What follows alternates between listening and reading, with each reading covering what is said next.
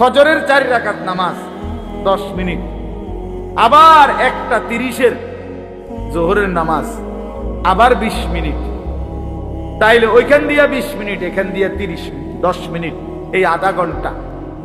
ফজরের জামাত হয় যদি 6টায়, জোহরের জামাত 1টায়, মাঝখান দিয়া 7টা, 8টা, 9টা, 10টা, 11টা, 12টা, 1টা, 7.5 ঘন্টার মাথায়।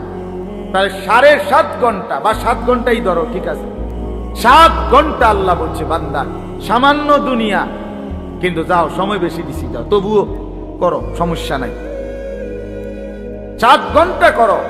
আর অনেক লম্বা আখিরাত, একদিন হাসরের ময়দানের 50,000 বছর, ফুলসেরাত 30,000 বছরের রাস্তা, কবরের শেষ ব্যক্তিটাও থাকতে হবে। কোন কোন মুহাদ্দিসিন বলছে 40,000 বছর। এই লম্বা সফর অনন্তকালের আখিরাতের জন্য এই 7 ঘন্টার ব্যবধানে, 8 ঘন্টার ব্যবধানে সময় নিলাম মাত্র 30 মিনিট, 7.5 ঘন্টা তোমার দুনিয়ার জন্য দিয়ে দিলাম। তবুও যদি বলো বান্দা আমি জুলুম করছি, তার ইনসাফ কিভাবে? তবুও যদি বলো বান্দা আমি পারবো না, তো তোমার মতো গাদ্দার, তোমার মতন নাফরমান আর কে হইতে? তোমার সামান্য দুনিয়া, অথচ সময় দিছি বেশি। 1:30 জোহরের নামাজ শেষ, 1:50 ভিতরেই নামাজ শেষ, আবার 4:30, 4:45 আইসো 4 রাকাত আসরের ফরজ পড়বার জন্য।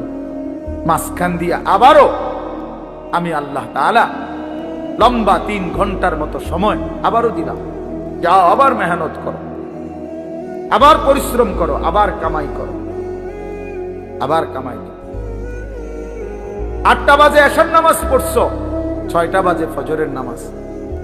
এশার নামাজ আর ফজরের নামাজের মাঝখানে 9টা, 10টা, 11টা, 12টা, 1টা, 2টা, 3টা, 4টা, 5টা, 6টা, প্রায় 10 ঘন্টা আমি আল্লাহ বিরতি দিয়ে রাখলাম। যাও ঘুমাও, তোমার আরো যদি কোনো কাজ থাকে করো, সংসার করো, স্ত্রীর সাথে সময় দাও, নিজের ঘর সামলাও, নিজের আরো কোনো কাজ থাকলে করো বান্দা। আবার 10 ঘন্টার ব্যবধানে 4 রাকাত নামাজ পড়তে আইসো। আমি আল্লাহ জুলুম করলাম, আমি আল্লাহ তাআলা বেইনসাফি করলাম কোথায় বান্দা? কিন্তু তুমি জালেম, কত বড় নিকৃষ্ট, কত বড় অসভ্য, নির্লজ্জ, বেহায়া, যে তুমি 8 ঘন্টা পরেও, 8 ঘন্টা যেই মালিক হায়াত দিছেন তার জন্য 4 রাকাত নামাজ পড়তেও তুমি রাজি না, 10টা মিনিট দিতেও রাজি না। এর চাইতে বড় জালেম আর কে হইতে পারে? এর চাইতে বড় নাফরমান আর কে হইতে পারে? এই জন্য বাপ, আমি সমস্ত ছেলে তোমাদেরকে অনুরোধ করলাম, দয়া করে বাবা, ভাইব, তোমরা তোমাদের জিন্দেগি নিয়ে ভাবো। কেউ তোমারে নিয়ে না ভাবলেও, কেউ খেয়াল না করলেও, তুমি মনে রেখো তুমি তো তোমারে আলাদা করতে পারতা না। তোমার শরীর, তোমার দেহ, তোমার অঙ্গ, তোমার হাত পাও, তোমার ভেতর বাহির, এগুলো তো আর তুমি আলাদা করতে পারবা না। কাজে এই দেহ, এই অঙ্গ একদিন হাসরের ময়দানে আল্লাহর সামনে সাক্ষ্য দিবে, সাক্ষ্য দিবে। এই জন্য যদি গুনাই করতে হয় নিজের চোখকে আড়াল করে গুনাহ করো, যদি গুনাই করতে হয় নিজের হাতকে আড়াল করে গুনাহ করো, যদি গুনাই করতে হয় নিজের দেহকে আড়াল করে গুনাহ করো। কিভাবে সম্ভব?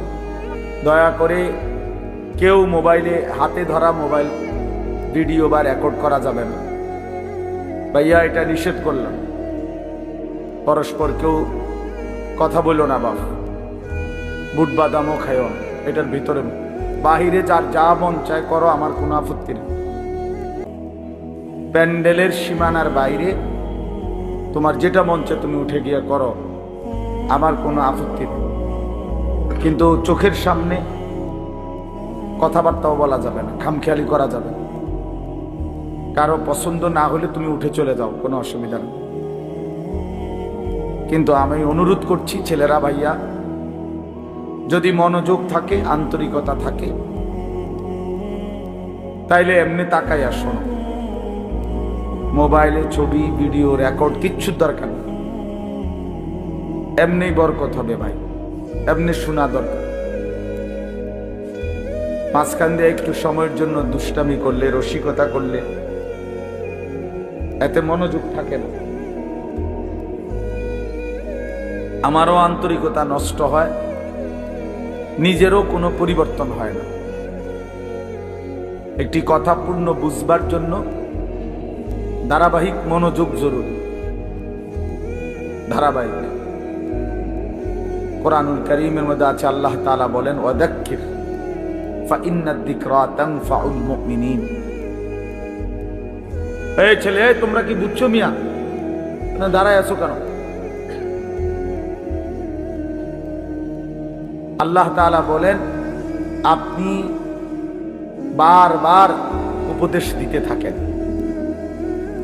যাক্কির শব্দের অর্থ হলো বারবার, অর্থাৎ আপনি আপনার এই কথাগুলো বারবার বলতে থাকেন। ফাইন্নাদ যিকরা তানফাউল মুমিনিন, নিশ্চয়ই প্রত্যেকবার উল্লেখ করলেই, যতবারই বলবেন ততবারই ঈমানদারদের উপকার হবে। এই একবার, দুইবার, 10 বার, 50 বার শুনতে শুনতে, বলতে বলতে একসময় বিবেক জাগবে, অনুভূতি আসবে, ফিকির আসবে যে আহারে আমারে বারবার বলতেছে, আমার প্রতি বারবার নারাজ হইতেছে, আমার তো আসলে বদলানো দরকার। তো একটা সময় তখন পরিবর্তন নসিব হয়। এই জন্য এটা খুব জরুরি, এই বারংবার প্রেসার দেওয়া, বারবার বলতে থাকা, বারবার বলতে থাকা। আম্বিয়ায়ে কেরাম, নবীগণ মানুষদেরকে বারবার আল্লাহর দিকে ডাকতেন। 950 বছর একটানা হযরত নূহ আলাইহিস সালাম একই এলাকার মানুষকে, একই অঞ্চলেই আল্লাহর দ্বীনের দাওয়াত দিয়েছেন। এক জায়গাতে, আজকে চিটাগাং, কালকে সিলেট, পরশু খুলনা, এমন না, একই অঞ্চলের মানুষকে, মনে করেন একটা নির্ধারিত সীমারেখার ভেতরে এই মানুষগুলোকেই তিনি 950 বছর বলে গেছে। হতাশ হন নাই, বলেই গেছে। আমাদের নবী সাল্লাল্লাহু আলাইহি ওয়াসাল্লাম যখন তায়েফের ময়দানে প্রথমবার কালেমার দাওয়াত দিয়েছেন, তখন সবাই প্রত্যাখ্যান করছে, কেউ গ্রহণ করে নাই নবীজির কালেমা, কেউই ঈমান আনে নাই, বরং সবাই নিজেদের বাচ্চা ছেলেপেলেদেরকে লেলায়ে দিছে, পাথর মেরে আল্লাহ নবী সাল্লাল্লাহু আলাইহি সাল্লামকে তাড়ায় দিছে। কিন্তু কিছুদিনের ব্যবধানে ঠিকই এই তায়েফ থেকেও অসংখ্য অগণিত লোক কালেমা পড়ে মুসলমান হয়েছে। এবং খন্দকের যুদ্ধের সময় এই তায়েফের একজন সাহাবীর বুদ্ধিমত্তায় খন্দকের বিজয়ের অনেক বড় সহযোগিতা, সাপোর্ট হয়েছে। তাইলে নবী সাল্লাল্লাহু আলাইহি সাল্লাম সেদিন জিবরাইল ফেরেশতা এসে বলছিল, ইয়া রাসূলুল্লাহ, আপনি বললে পাহাড়ের ফেরেশতাকে বলে তায়েফবাসীকে 2 পাহাড়ের মাঝখানে ফেলে ধ্বংস করে দেয়, কেন তারা আপনার গা থেকে পবিত্র শরীর মোবারক থেকে রক্ত ঝরাইল? তো নবী সাল্লাল্লাহু আলাইহি সাল্লাম বলছেন, ইন্নী লাম উবআস লাআনান ওয়ালা গাদিবান, ইন্নামা বুইসতু রাহমাতান। বলছেন জিবরাইল, আমি অভিশাপ দিতে আসি নাই, আমি শুধুই কেবল রাগ করতে আসি নাই, ধ্বংস করতে আসি নাই, আমি এসেছি রহমত হয়ে। রহমত হয়ে আমি যদি আমার উম্মত ধ্বংস করে দেই,